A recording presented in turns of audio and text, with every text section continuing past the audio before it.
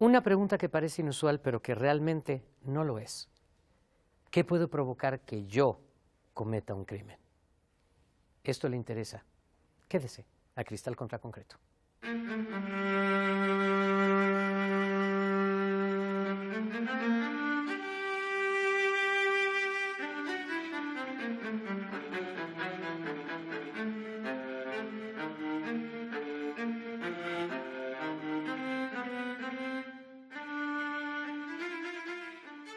¿Qué hace estallar a un ser humano? ¿Estamos las personas comunes y corrientes más cerca de lo que suponemos de quienes cometen un delito grave, Marina? Pienso que sí. A veces nos hablan de este fenómeno de la delincuencia como algo tan ajeno a nosotros, a nuestro día a día, a nuestro propio entorno. Y sin embargo, creo que estamos más cerca de lo que creemos. ¿Y eso por qué? Por muchas cuestiones, ¿no? La parte social, la parte cultural, familiar, que es lo que nos rodea en el día a día. Y este estallido, finalmente siento que es el momento de quiebre antes de delinquir. Finalmente, ¿está en cualquiera de nosotros? Sí, claro, por supuesto que sí. Se afirma porque hay ciertos factores que están asociados a esto.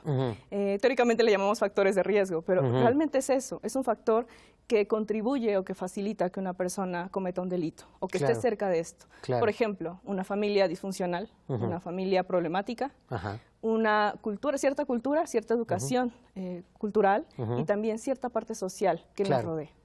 Ahora, aquí quisiera también pensar que nuestra percepción generalizada también está atravesada por clasismo, por racismo, por discriminaciones varias. Y siempre pensamos que estas variables que tú señalas se circunscriben solo a ciertos sectores socioeducativos. Este factor de estallido para delinquir no distingue clases, razas, poder económico, ¿o sí? No necesariamente. Es una persona como nosotros que en quien convergen estos factores de distinta forma o en distinto nivel, tiene esta posibilidad de llegar a cometer un crimen o un delito o de llegar a afectar a un tercero. Claro, de manera violenta. Así es que es. las violencias finalmente nos habitan de algún modo, incluso sistémicamente. Pero antes de seguir, mi querida Marina, quiero platicarle a nuestra audiencia quién está con nosotros aquí en Cristal contra Concreto. Nos acompaña Marina Flores, quien es licenciada en Psicología por la Facultad de Psicología de la UNAM y que se ha formado como investigadora psicosocial con enfoque en métodos mixtos, cualitativo y cuantitativo, en la Facultad de Psicología, justamente. Se formó en Estadística Avanzada en el Instituto de Psiquiatría do Hospital das Clínicas de Facultad de Medicina, Universidad de Sao Paulo. Actualmente es directora del área de Reinserta Lab en la Fundación Reinserta. Gracias, Marina, por estar aquí con nosotros. Y bueno, quisiera ya, entrando en materia, hablarte de esta cita de Gwen Adshead, que es doctora honoris causa por la Facultad de Medicina del Hospital St. George y máster en Derecho y Ética Médica. Y ella propone, y tiene que ver con esto que hablábamos de si está en cualquier persona, si está en nosotros, ella propone que todos tenemos como una especie de candado de bicicleta reprimiendo al demonio que hay dentro de cualquier persona. Que no hay una ley universal que lo explique, pero que los primeros en estos números de combinación que se van sumando hasta que llegue este estallido del que hablábamos, son factores como el sexo. Y dice que los hombres somos más tendentes a los crímenes violentos. ¿Qué hay de cierto en esto? Bueno, ciertamente hay una prevalencia y si vamos a cifras nacionales, por supuesto que podremos encontrar que hombres o la mayoría son de los que están privados de libertad, de las personas que han cometido un delito y están actualmente en un centro de reinserción, son hombres. Pensamos en una prevalencia o en una 10% mujeres contra 90% hombres. A ese grado. Claro, podríamos decir los hombres son quienes cometen más delitos y quienes están cerca de ello. Pero también, por supuesto, y hemos conocido casos de mujeres que han cometido delitos, pero ahí cambian un poco las circunstancias. Cierta educación, cierto contexto los lleva de distintas formas a cometer el delito, ¿no? Hay unas distinciones que sí se tienen que precisar en cuanto a la comisión de los delitos entre hombres y mujeres, pero sin duda hay una prevalencia. Claro, y quisiera ahorita que nos adentremos en ello, porque justamente yo te quería preguntar en esta apabullante estadística en cuanto a los hombres, ¿es un asunto de formación sistémica de nuestro sistema que genera estos hombres violentos o sientes que es una estructura inherente al sexo masculino? Es que sí hay una cuestión sistémica que impacta necesariamente en la forma en que educan a los hombres, en cuestiones, por ejemplo, ya se mencionaba de machismo hacia ellos, entonces, de cierto poder que ellos tienen respecto o deberían tener respecto a otras personas. Y en especial, ¿no? Cuando lo comparamos con mujeres o cuando lo vemos hacia mujeres. Entonces, sí hay cierto nivel de poder que ellos ejercen y en ese se les permite cierta violencia. En las familias, en el grupo social en el Pégale al niño que te pegó, claro, ¿no? Claro, defiéndete, eres hombre. Jálale las trenzas a la niña que te gusta. Claro, moléstala para que le demuestres que te gusta. Exacto, ¿no? Que finalmente es empezar a educar con estas microviolencias, ¿no? Exactamente. Que además, por estar tan normalizadas, pensamos que lo que estamos haciendo es formar su carácter masculino, en vez de pensar que estamos formando una conducta violenta. Así es, ¿no? Así es. Ahora, tú lo tocabas ya. ¿Cómo operan estos otros factores? Porque finalmente la violencia y este estallido, insisto, que detona un crimen violento, es multifactorial. Experiencias traumáticas en el pasado, por ejemplo, ambientes de pobreza, el uso o abuso de drogas y de alcohol. ¿Estos factores cómo inciden? ¿Hay un orden? O sea, algunos tienen más riesgo que en otros, depende también del carácter del individuo. ¿Cómo operan estos números del candado de ADSED? Se van configurando de distinta forma. Hay grupos sociales en los que, por ejemplo, va a prevalecer la pobreza o va a prevalecer el tema familiar o la disfuncionalidad en las familias. Hay otros grupos o colectivos en los que prevalece, por ejemplo, el abuso de sustancias. Y eso, por supuesto que en niveles, va a prevalecer respecto a otros factores, pero van a estar configurándose en todos los sentidos. No podemos decir, este es el factor. No, se configuran de distinta forma, en distintos niveles, en ciertos grupos sociales. ¿Qué es lo que dice Wenathed? Que finalmente son estos como números de la combinación del candado, ¿no? Que van acercándote a la posibilidad del estallido, ¿no? Donde si uno no sucede, posiblemente te decantes a no cometerlo. Pero, por ejemplo, ahorita hablabas del abuso de sustancias y volvemos nuevamente al imaginario que nos han construido la publicidad, el cine, los medios, ¿no? Que cuando hablamos de abuso de sustancias siempre pensamos a lo mejor en un junkie en estado de calle, pero el abuso de sustancias, por ejemplo, de otro calibre, en niveles socioeconómicos altos, también son factores de riesgo para la conducción de un delito violento. Así es un detonante en cierta medida. Volvamos al efecto que tiene cualquier sustancia en el cuerpo humano. ¿Cuál es el efecto que va teniendo, por ejemplo, la cocaína, la marihuana, el alcohol mismo? Respecto a esos efectos, las personas obviamente van tomando distintas decisiones y depende del nivel de conciencia que vayan teniendo, por supuesto, respecto al tipo de droga que estén consumiendo. Entonces, si tienen atrás de ellos ciertos factores que están prevaleciendo y además está el del consumo de sustancias, por ejemplo, la cocaína. Cierto efecto, cierta toma de decisiones, cierto contexto al momento de tomar esa decisión y ejercerlo. Claro. Es una cadena. Porque además ADSED hace un distingo muy interesante en su estudio, donde dice que además siempre pensamos en las adicciones, que una adicción ya es un proceso ya de patología, pues una enfermedad, pero que también el consumo casual es parte de esta combinación del candado. Claro. Y ahí es donde... ¿Será que ahí es donde es posible que conecte con una persona común y corriente esta posibilidad de delinquir de manera grave? Sí, pienso que sí. Y bueno, ahorita pensaba en eso precisamente, en cómo entra, en cómo lo abstraes hacia ti y cómo comienzas a consumir la sustancia. Y ahora, si lo vemos hacia con quién me relaciono cuando estoy consumiendo sustancias, ya no solo es yo, individuo, estoy consumiendo una sustancia y a mí me hace efecto. Ese puede ser un paso o una hipótesis, o un escenario. Sí. En otro sentido es con quién lo estoy consumiendo y estas personas a dónde me llevan. Claro. Vámonos de aquí a pegarle a un amigo o un enemigo con quien tuve un problema. Exacto. Acompáñame, súbete a mi camioneta. El exnovio de fulana, ¿no? Por poner un ejemplo. La vendetta, ¿no? Exacto. Vámonos, súbete a mi camioneta y a casos reales. Sí. En donde súbete, vámonos y bájate y pégale a tal persona. Sí, claro, porque están bajo el efecto de cierta sustancia. No, por supuesto que la conciencia cambia y cometen un acto. Aquí me interesaría entonces saber, por ejemplo, cosas como el consumo de sustancias, como el ambiente de pobreza o de excesivo privilegio, ¿operan igual en hombres que en mujeres? Las variables sí creo que operan distinto en ambas poblaciones. Pero sin duda creo que en cuanto a hombres, como decía, el poder está atravesándose, o está El deseo Exacto. tanto de la neurosis megalómana de tener poder como la ausencia de y el resentimiento que eso conlleva. Exactamente. Por ejemplo, hemos visto casos de mujeres que se acercan al delito o a la comisión de algún delito porque son pareja de alguien que tiene este poder, que ya tiene un reconocimiento en algún grupo delictivo. Esta mujer probablemente está ahí por el tema afectivo, pero ayúdame a hacer esto, ayúdame a hacer lo otro. Si me amas, ayúdame a hacer tal. Uy. O sea, digamos que es la cara súper oscura del amor romántico. Claro. ¿No? Ay. Ahora, me habla también el estudio de Adshead, que me parece también muy intrigante, que el último dígito, este momento que te decía yo del estallido, es todavía una incógnita. ¿Qué dicen los estudios sobre ese último impulso? Pienso que ya tenemos bastante información para saber de dónde viene y cómo es que llegas a ese último impulso. Sí. Es una serie de toma de decisiones en el camino. Por ejemplo, yo vivo en una familia disfuncional, tomo ciertas decisiones porque ese es mi contexto, poco a poco. Llego a un lugar donde consumen sustancias, vuelvo a caminar sobre otra toma de decisiones. Y así sucesivamente hasta que llega él. Claro, tengo todo el escenario para poder cometer un delito. Está todo a mi favor. Claro.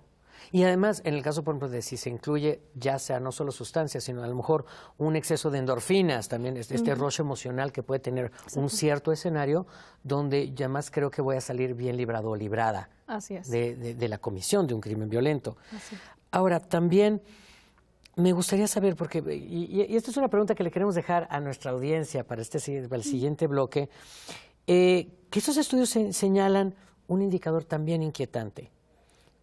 ¿Por qué ya en el extremo, ante un sentimiento de vergüenza, es que un hombre se vuelve peligroso? Porque Adshead habla de que este sentimiento de avergonzarse o de sentirse expuesto de manera vergonzante termina de ser peligroso a un hombre. Tenemos la respuesta en nuestro siguiente bloque con Marina Flores, aquí en Cristal contra Concreto, porque aquí se trata de dejarles más preguntas que respuestas. Regresamos.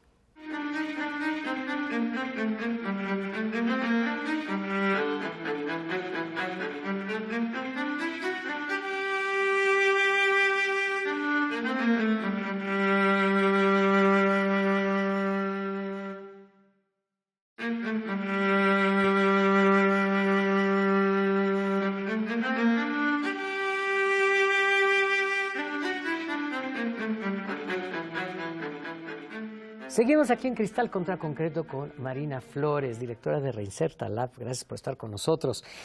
Y nos quedamos con este asunto de la vergüenza como factor de este candado de bicicleta, el que nos habla Gwen Adshead. Y que si bien el número final de la cerradura en cada caso es único y personal, porque bien decías tú, depende del contexto, de estratos, del carácter, de historia familiar, en fin,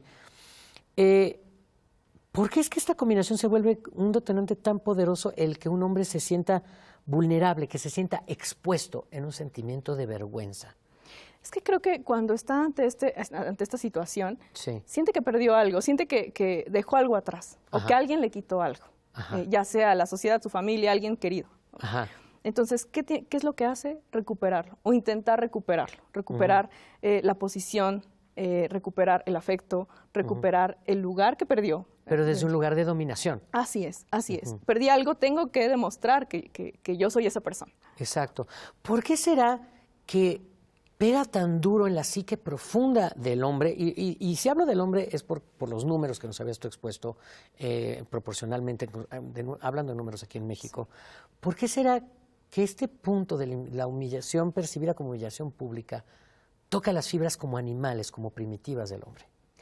Pienso que es cómo se educa a los hombres, qué es lo que valoran en su vida, en el día a día. Y es, yo tengo este poder, yo soy quien soy. A mí me sirven. Me sirven, claro. Me traen, me Exactamente, hacen, me resuelven, hacen, ¿no? me apoyan en todo lo que yo necesito. Si lo dejo o dudo de esto, de que me lo están dando, entonces tengo que sobresalir nuevamente, tengo que recuperarme.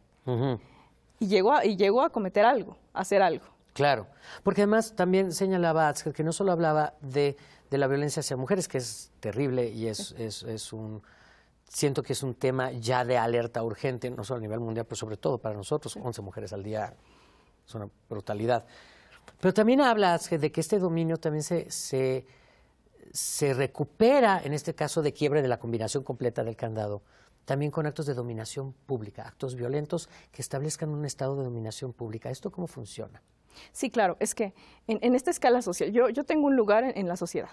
Si lo pierdo y tengo que recuperarlo, entonces tengo que hacerlo público. No me voy a quedar en mi contexto más nuclear. Tengo que llegar a un lugar público para que todos los demás que saben y que además me pueden validar, me rescaten. Claro. Y valoren nuevamente quién soy y qué estoy haciendo.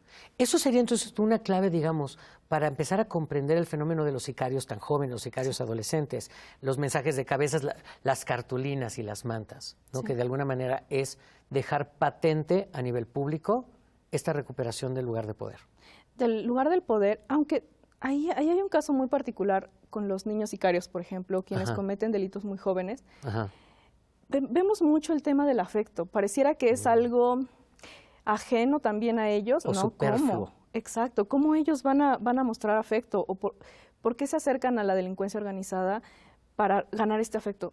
Parece mentira, pero es una realidad. Ellos se acercan a un grupo porque es que ahí encontré a alguien que me valorara, alguien que creyera en mí, alguien que me diera un lugar que no tenía en mi familia, ni en mi grupo, ni en la escuela, ni en el lugar donde yo crecí. Con este grupo encontré amor, encontré incluso un papá, o un tío, o un hermano. Claro, o sea, una figura a la cual adscribirme emocionalmente. Así es. Y entonces también por eso esta actitud kamikaze de no tengo nada que perder y que dure lo que tenga que durar. Exactamente, porque no hay nada. Y yo estoy con mi familia, y si cometo el crimen con mi familia, pues es para ellos. Mi otra familia se quedó atrás.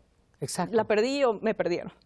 Pero yo estoy con ellos. Porque siempre cuando hablamos también del fenómeno de familia electiva, pensamos en esta cosa social gregaria donde, no sé, tienes contacto cero con X y Z familiar, como una decisión adulta en un entorno un poco más, tal vez, educado, podríamos decirlo. Pero también son esas familias selectivas también en el crimen organizado, que están sustituyendo núcleos afectivos, que además, al no educarse a los varones en esto, se vuelve también una búsqueda instintiva. Sí. Y también pasa otro fenómeno muy curioso. Se acercan al grupo organizado para tener a esta familia sustituta, por decirlo así, pero siguen proveyendo de dinero al anterior. Yo gano este dinero para mi familia anterior que la pasa muy mal. Donde recupero también esto que perdí. Exacto. ¡Wow! Ahora, me interesa porque también, ahorita que estamos hablando de este fenómeno, también están casos, lo mismo que los números que nos expusiste, 9-1, pero está la Reina del Sur, estos casos que luego también le fascina luego a las televisoras ponerlo en pantalla, pero esos son asuntos de misoginia mediática que luego hablamos. Pero te pregunto, ¿se procesa igual por un delito grave notable de violencia a un hombre que a una mujer? Si hablamos de la legislación, no necesariamente. Claro, excluyendo al feminicidio, porque el feminicidio tiene su propio proceso. Claro. También la delincuencia organizada, quienes están asociados a la delincuencia organizada tienen su propio proceso. Pero entre hombre y mujer, de acuerdo a la legislación, no hay una diferencia. Pero sí hay un respeto a los derechos humanos de forma distinta, por el género o por el... ¿Cómo se presenta este distingo entre un crimen violento X, hablamos no feminicidio, pues está tipificado y procesado de otro modo, no crimen organizado, pero se comete un crimen violento un hombre y una mujer? ¿Cómo es que los derechos humanos operan distintos en un caso y en otro de acuerdo al sexo? Bueno, por ejemplo, las condiciones que se le tienen que brindar a una mujer deben ser distintas en cuanto a que tenga cierta... que se entienda desde un grupo vulnerable, en situación de vulnerabilidad. Las mujeres pertenecen a un grupo en situación de vulnerabilidad. Por ejemplo, si son madres, entonces deben de tener cierto apoyo mientras están en este proceso. Deben de... Por ejemplo, tienen menstruación, entonces mientras están en el proceso también tienen que ser apoyadas de esa forma. No deben olvidar que hay procesos biológicos que aparecen en una mujer y que entonces tienen que ser rescatados, por poner un ejemplo. Sin embargo, y ya de ahí comienza una legislación pareciera homóloga, pero la injusticia sin duda aparece más en el campo de las mujeres que en el campo de los hombres. ¿La experiencia penitenciaria es igual en hombres que mujeres? Es completamente distinta. El sistema penitenciario en México está pensado para hombres. Cuando una mujer ingresa a un centro de reinserción, pareciera que entra a un centro para hombres, porque no está necesariamente adaptado para las condiciones femeninas. Ya hemos ido avanzando con el tiempo, ya hay centros de reinserción bastante adaptados a ellas o a nosotras, pero no necesariamente cumple con las condiciones que se requiere para ellas. Y en este mismo sentido, o sea, regresando a esta cosa donde jurídicamente hay una equidad, pero en la praxis de los procesal suceden distingos, incluso porque todavía el grueso de magistrados, de MPs, etcétera, son varones. Así es. ¿No? Y tenemos toda una cuenta pendiente con sensibilización de género, digamos, ¿no? Y de identidades, ¿no? En estos casos. Pero hay otro tema que quería preguntarte. ¿Qué tan frecuente es el tema de una enfermedad mental en la comisión de un crimen violento? ¿Es tan frecuente como nos lo ha platicado el cine? Creo que ahí se ha estigmatizado un poco esta visión o este contexto, pues. Creo que no necesariamente las personas que cometen un crimen tienen un trastorno mental. Okay. Es muy poco o muy bajo el porcentaje respecto a las personas privadas de libertad que no padecen este trastorno. Que es un poco lo que decíamos, de que le puede suceder a cualquiera. Claro. O sea, no es el psicópata, asesino serial depredador. Sí, no puede ser una persona, una ama de casa, un hombre, un godín, ¿no? Que cae en toda esta combinación de factores del candado. Así ¿no? es. Pero la tasa de frecuencia, por ejemplo, de enfermedad mental, pensaría que es menor al 10%. O sea, es realmente muy baja. Sí, es muy baja. No hay, claro, tenemos ahí una brecha en cuanto a las evaluaciones que se les hacen a las personas y en cuanto a la forma en que evalúan dentro de los centros y que se determina o no se determina un trastorno mental. Sin embargo, la estadística nos dice es muy baja, mucho menor al 10%. Entonces, es mucho más, o sea, es más fácil que te empuje la violencia sistémica de nuestro entorno, de nuestra sociedad patriarcal, hegemónica, heteronormada, ¿no? que un trastorno mental. Entonces, y nos lo traemos muy prestado de la ficción, resultan útiles las etiquetas de hablar de psicópatas, de hablar de monstruos, de hablar de mala semilla, que nos gustaba mucho antes en el periodismo de Nota Roja aquí en México. No, yo pensaría que esto ya no es vigente. Creo que solo apela a una estigmatización, tanto del trastorno mental y de la afectación a la salud mental, que eso hay que tratar, pero también de las personas. Y también nos habla de la poca responsabilización sobre los actos que se cometen. Claro. Hablar de un trastorno es, claro, entonces no tiene una responsabilidad porque hay algo fuera de él que lo hizo cometer un crimen. Exacto, no fuimos todas las personas que generamos estos estímulos en el entorno, sino trae algo descompuesto. Exacto, y es mucho más fácil. Claro, y por eso es también mucho más representable a nivel cinematográfico televisivo. Así es. Ahora, la otra cara de la moneda. ¿Qué tan real o posible, y sobre todo te lo pregunto desde Reinserta, es la rehabilitación social en quien ha cometido un delito violento grave? Bueno, ahora ya con los avances en el conocimiento del tema, ya se habla más bien de una reinserción. Sí es posible una reinserción cuando trabajas desde las distintas áreas asociadas a los factores. Tienes que trabajar con la parte cultural, la parte social, la parte familiar, la parte individual, porque también hay predisposición individual. Claro. No deja de ser, pero todo en conjunto. Hay una cuestión de carácter, pues, de cada individuo, ¿no? Claro. Entonces, para llegar a un proceso de reinserción social, que es el término actual, es combinar esta serie de variables y de factores para poderlo llevar a término, para que esto suceda. Ahora, te quería preguntar, ¿la reinserción sucede de la misma manera en lo laboral que en lo familiar para alguien que justamente ya ha pasado por un proceso penitenciario? Sí, es muy variable, es muy variable, porque hay personas que sin duda pueden tener un empleo porque tal vez en el centro de reinserción les ayudaron a tener este empleo, pero no necesariamente una red familiar, o viceversa. Tal vez tienen mucho apoyo de la red familiar, pero no logran conseguir un empleo por esta carta de antecedentes no penales que les piden y que obviamente no pueden sustentar o no pueden llevar. En tu experiencia, ¿cuál es más frecuente? ¿Que la familia retome el proceso de reinserción o que la fuerza laboral lo haga? ¿Quién acoge mejor a las personas que buscan reinsertarse en la vida social?